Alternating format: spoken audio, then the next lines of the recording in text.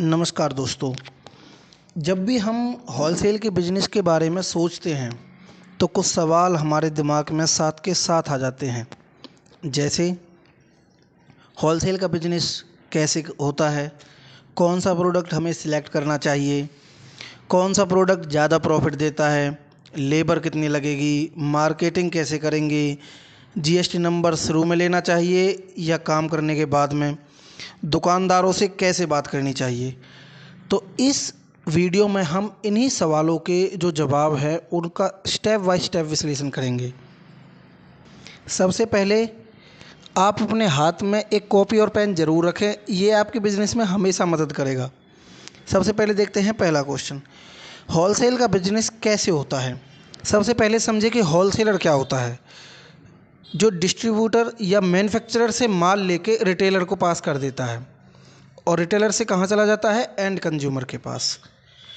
अब सबसे पहले हम जब ये देखते हैं कि ये बिज़नेस करना कैसे है तो हमें ये पता होना चाहिए कि प्रोडक्ट कौन सा लेना है।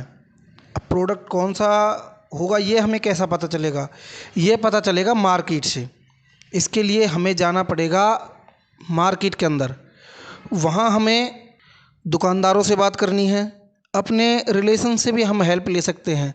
अगर हमारे रिलेशन में कोई भी दुकानदारी में है या फिर कोई व्यापार में है तो हम उससे भी सलाह ले सकते हैं इसके बारे में। हमें मार्केट में ऐसा नहीं है कि एक दिन रिसर्च करनी है और फिर उसके बाद हमें प्रोडक्ट चूज कर लेना है। ऐसा बिल्कुल नहीं करना है, क्योंकि जो उसमें हम शुरू तो कर देते हैं लेकिन हमें ये नहीं पता होता कि फिर हमें आगे कैसे लेके जाएंगे इसको। आप हमेशा एक चीज़ याद रखें, जब भी आप दुकानदारों से बात करें, किसी से भी बात करें, तो एक डायरी अपने साथ हमेशा रखें, ताकि जहां आपको कोई पॉइंट मिले या फिर आपको लगे कि इस प्रोडक्ट में इतना मार्जिन है और इतना चल रहा है मार्केट में, ताकि आप वो लिख सकें। क्योंकि बाद में ना भूल जाते हैं ये चीज़ें हम।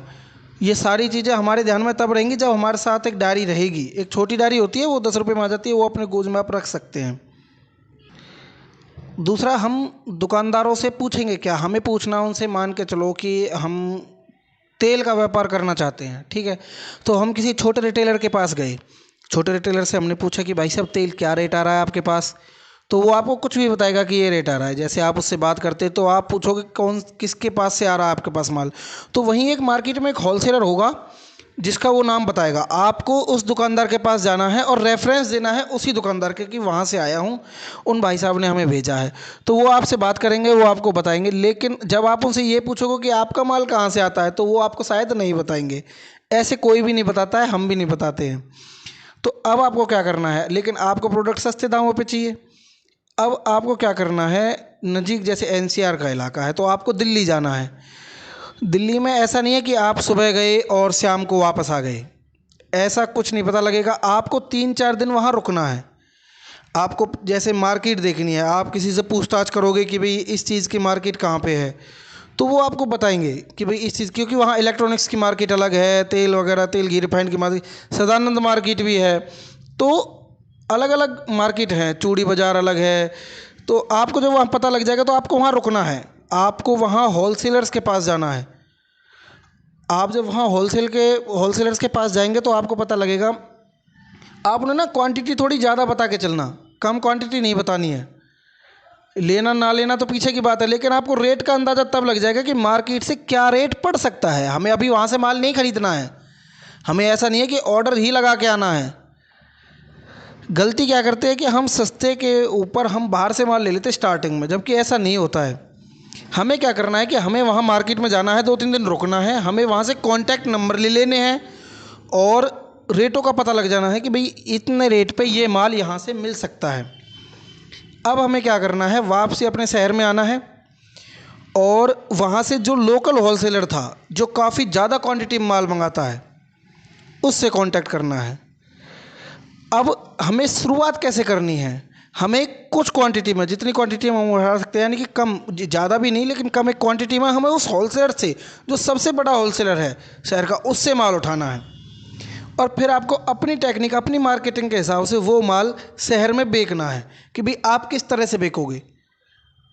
मान के चलो अगर कोई भी व्यापारी 5 कैन 2 कैन लेता है तेल की, 50 किलो हो गया। अब 50 किलो वो दे रहा है 154 के रेट पे। अब आप उससे ख़रीदते हो 50 कैन, तो 50 कैन पे वो कम से कम 150 रुपये लगा देगा। अब 150 रुपये और 154 रुपये, तो 4 रुपये का डिफरेंस आ गया। 25 गुना 4, 100 रुपये हो गया, यानी कि एक कैन पे 100 रुपये।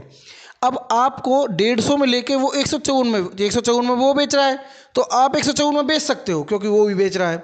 आप 153 दे दो फिर भी 75 रुपये बचते हैं। लेकिन आपको एक बार ये देख लेना है कि मैं इसे ऐसे बेचूंगा, ठीक है। ये तो होगी ये बात। अब इसके बाद जब हमारा काम थोड़ा बढ़ने लगेगा, मान के चलो 2 महीने में आपकी मार्केट जम जाती है, आपके कुछ दुकानदार हैं जो रीअकरिंग मॉडल आपके लिए बना रहे हैं। रीअकरिंग मॉडल क्या होता है, जब हम मान के चलो हमारे 10 दुकानदार हैं और वो 10 दुकानदार हमसे रिपीट माल ले रहे हैं, बार बार माल ले रहे हैं, तो हम जब हमारे वो 10 दुकानदार बन गए हैं तो एक रेवेन्यू हमारा उनके पास से आ रहा है, यानी कि कुछ प्रॉफिट हमें उनसे मिल रहा है। तब हम जैसे आगे बढ़ते हैं तो हमारा एक बेस है वो स्ट्रांग हो गया है कि हाँ भाई यहाँ से हमारा ये माल तो जाना ही जाना है। तो इसमें क्या है कि हमारा जो स्कोप होता है वो बढ़ा सकते हैं, हम आगे बढ़ा सकते हैं बिजनेस को।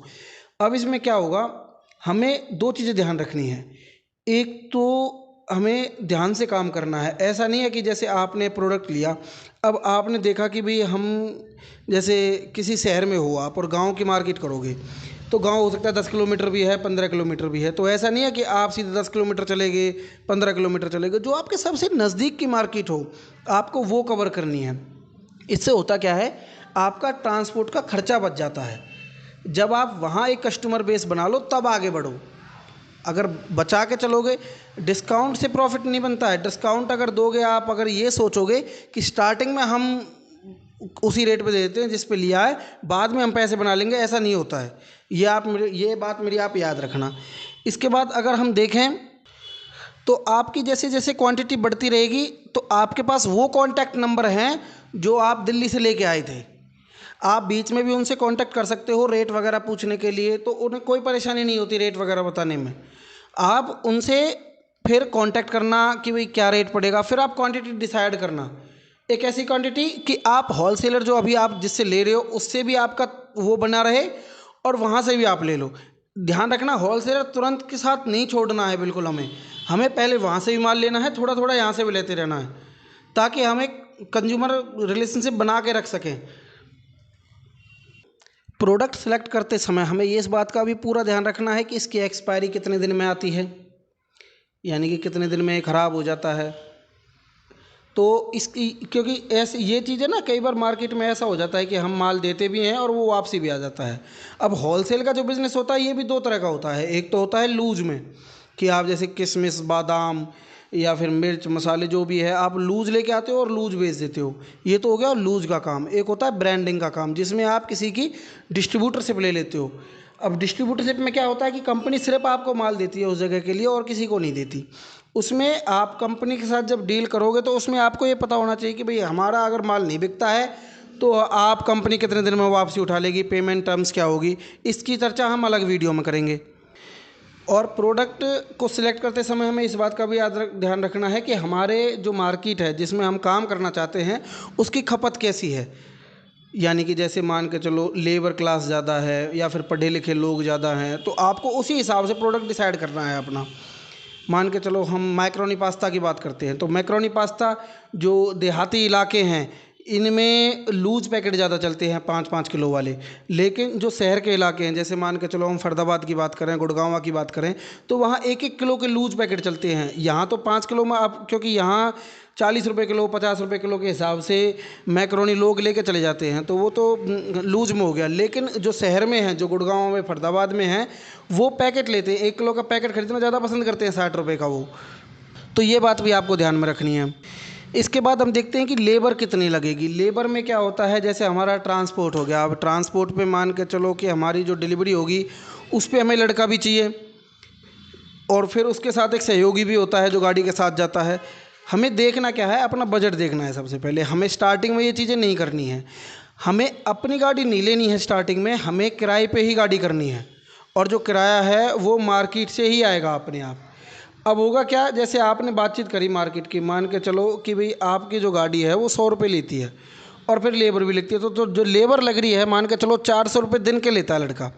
तो आपने देखा कि भाई 3 घंटे में डिलीवरी वहाँ से निपट जाएगी और 3 घंटे में ये यहाँ से ख़त्म हो जाएगी। तो उसने जो भी काम किया उसके हिसाब से आप चार्जेज काट के उसमें लगाओगे। अब उसके हिसाब से मान चलो आपकी 10 पेटी जानी है, 10 पेटी तेल की जानी है और 100 रुपये खर्चा, तो 10 रुपये पेटी हो गया। तो हमें जो कैलकुलेशन करनी है वो इसी हिसाब से करनी है ताकि हमारा ट्रांसपोर्ट का खर्चा भी निकल जाए और लेबर का खर्चा भी निकल जाए। अब आपकी भी लेबर है, इसमें हम गलती क्या करते हैं, जो ऑनर होता है नॉर्मली वो अपनी लेबर लगा के नहीं चलता है। जैसे अगर हम यहाँ खुद बैठे हैं तो भाई 500 रुपये तो कम से कम होते हैं ना। तो अगर हम अपनी लेबर नहीं लगाएंगे, दरअसल हमें क्या लगता है कि भाई हमें इतना प्रॉफिट हो गया, लेकिन आपको क्या बचा, आपकी लेबर कहाँ है। आपको जब आप बिजनेस स्टार्ट कर रहे हो तो आपको अपने आप को एज ए ऑनर लेके नहीं चलना है, आपको एज ए एम्प्लॉय लेके चलना है, क्योंकि आपको खुद भी सैलरी लेनी है उस चीज़ से। अगर आपको कंपनी आगे बढ़ानी तो आपको खुद भी सैलरी लेनी है उस चीज़ से, ताकि हम कंपनी के और अपने खर्चों को अलग कर सकें।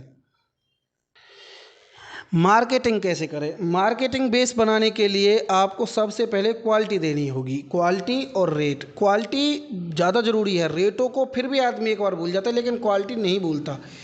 मार्केट में कंपटीशन ज़्यादा है क्योंकि रेटों पे पूरा दबाव रहता है। आपके कंपटीशन में बहुत सारे, हर प्रोडक्ट में आपको कंपटीटर मिल जाएंगे जो आपसे सस्ते रेट में दे रहे हैं, लेकिन अगर आप एक बार, दो बार, तीन बार जाओगे तो आपका वो माल बिकेगा ज़रूर। लेकिन एक बात हमेशा याद रहे, आपको डिस्काउंट या लॉस में जाके माल नहीं बेचना है। और इसके साथ ही जो नए व्यापारी होते हैं, जो नया वर्ग होता है, उनका सबसे बड़ा जो सवाल रहता है जीएसटी नंबर का, कि जीएसटी नंबर हमें पहले लेना चाहिए या फिर बाद में लेना चाहिए। तो जो, जहाँ तक हमारा मानना है, स्टार्टिंग में आपको जीएसटी नंबर नहीं लेना चाहिए। सबसे पहले आपको प्रोडक्ट सिलेक्ट करना है, उसके बाद मार्केटिंग करना है, उसके बाद रिव्यू देखने हैं, उसके बाद आपको देखना है कि भाई कैसा काम चल रहा है, कैसा नहीं चल रहा है। क्योंकि होता क्या है कि जब हम जीएसटी नंबर ले लेते हैं तो फिर वकील को भी फीस देनी होती है, जो सीए को हम फीस देते हैं। अब उसमें क्या है कि वो चार्जेज और अलग हो जाते हैं। इससे अच्छा है कि स्टार्टिंग में तो जीएसटी नंबर लेना ही नहीं होता, क्योंकि 20 लाख से कम पे तो जीएसटी नंबर एनुअली अगर हम देखें तो जीएसटी नंबर लेना ही नहीं है। तो स्टार्टिंग में बिजनेस जमाने के वक्त हमें ये चीज़ें नहीं देखनी है, हमें सिर्फ बिजनेस पे ध्यान देना है। जो भी ध्यान देना है, सारी स्ट्रेटजी जो भी है, अपनी जो पावर है, जो दिमाग है, वो सारा बिजनेस पे लगाना है कि हमें कैसे माल बेचना है, कहाँ से माल उठाना है, कहाँ से हमें कैसे चीज़ें बचेंगी, कैसे हम खर्चे कम से कम कर सकते हैं। और सबसे लास्ट में हमें देखना है कि दुकानदारों से बात कैसे करनी चाहिए। देखो, दुकानदारों को फीचर नहीं बताने हैं कि हमारा ये है, हमारा ये है। दुकानदारों को किस चीज़ में सबसे ज़्यादा इंटरेस्ट है, उन्हें प्रॉफिट में ज़्यादा इंटरेस्ट है। आप मार्केट में जाओगे, आपने बताया कि क्वालिटी ऐसी है जी, ये है, वो है, क्योंकि उनके पास, जो भी दुकानदार है, उनके पास 10 ऐसे सेल्समैन आते हैं जो उन्हें सेम बात बताते हैं कि भाई ये है, ये है, वो है। लेकिन क्या है कि मान के चलो हमारे पास नूडल्स का पैकेट है, अब नूडल्स मैगी का आता है 12 रुपये में, 14 रुपये में बिक रहा है। जो दूसरा है वो 10 रुपये में आ रहा है, 12 रुपये में बिक रहा है। लेकिन आपके पास क्या है, आपके पास एक नूडल्स है जो 6 रुपये में पड़ रहा है दुकानदार को और 10 रुपये में बिक रहा है। तो अब उसका जो मार्जिन है वो डबल हो गया। तो वो जो सबसे ज़्यादा अट्रैक्ट होता है वो मार्जिन पे होता है। लेकिन कस्टमर बेस आपको समझना पड़ेगा। जो कस्टमर बेस होता है वो 3-4 प्रकार का होता है। हमें ये स्टार्टिंग से ध्यान रखना चाहिए कि हमें किसे माल देना है और किसे माल नहीं देना है। इसकी बात हम अगले वीडियो में करेंगे। इसमें हम कस्टमर को 4 कैटेगरी में बांटते हैं, अल्फ़ा, बीटा, गामा और डी ग्रुप। इसमें क्या होता है कि जो अल्फ़ा होते हैं वो सुपीरियर होते हैं, इनसे बात कैसे करनी है। जो गामा है सेकंड लेवल पे हैं, उनसे बात कैसे करनी है। सी पे जो है उनसे बात कैसे करनी है। और डी है जो मतलब पेमेंट फंस जाती है जहाँ, या फिर व्यवहार अच्छा नहीं होता, जो पेमेंट काफ़ी लंबी खींच देते हैं, तो जो माल वापस कर देते हैं, उनसे डील कैसे करना है, ये हम अगली वीडियो में देखेंगे। तो और किसी भी जानकारी के लिए कोई भी दोस्त फील फ्री है, कोई भी कमेंट कर सकता है, कोई भी मैसेज कर सकता है। जो भी व्यापार की जानकारी आपको हम दे सकते हैं वो हम आपको खुशी खुशी देंगे। धन्यवाद और ऑल द बेस्ट आपके बिजनेस के लिए।